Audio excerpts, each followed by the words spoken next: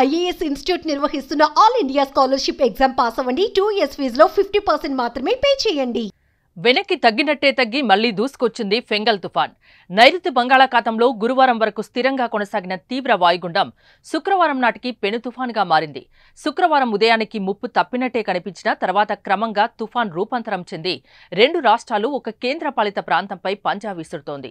తుఫాన్ స్వల్పంగా దిశ మార్చుకుని పశ్చిమ వాయువ్యంగా పయనించి శనివారం రాత్రికి మహాబలిపురం, కారెక్కల్ మధ్య పుదుచ్చేరి సమీపంలో తీరం దాటవచ్చని అంచనా వేస్తున్నారు. ఆ సమయంలో గంటకు 70 నుంచి 80, అప్పుడప్పుడు 90 కిలోమీటర్ల వేగంతో బలమైన గాలులు వీస్తాయని విశాఖ తుఫాన్ హెచ్చరిక కేంద్రం తెలిపింది.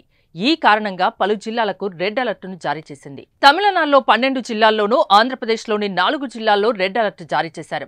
ఆంధ్రప్రదేశ్లోని చిత్తూరు, నెల్లూరు, అన్నమయ్య, తిరుపతి జిల్లాలకు భారీ వర్షాలు పడతాయని అక్కడ రెడ్ అలర్ట్ని అధికారులు జారీ చేశారు. ఇక్కడ అధికారులు అప్రమత్తంగా ఉండాలని, లోతట్టు ప్రాంతాల ప్రజల్ని సురక్షిత ప్రాంతాలకు తరలించాలని వాతావరణ శాఖ అధికారులు ఆదేశాలు జారీ చేశారు. అలాగే శనివారం ఉదయం నుంచి ఆదివారం ఉదయం వరకు ప్రకాశం, కడప జిల్లాలో భారీ నుంచి అతి భారీ, అనంతపురం, శ్రీ సత్యసాయి జిల్లాల్లో అక్కడక్కడ భారీ వర్షాలు, దక్షిణ కోస్తా, రాయలసీమల్లో అనేక చోట్ల, ఉత్తర కోస్తాలో పలుచోట్ల వర్షాలు కురుస్తాయని తెలిపారు.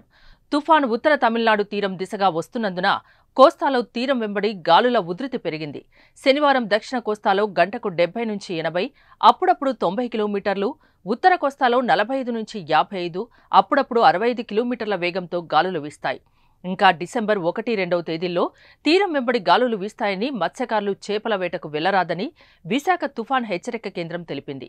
తమిళనాడు, పుదుచ్చేరిలో 3-4 రోజులుగా అతి భారీ వర్షాలు దంచుకొడుతున్నాయి.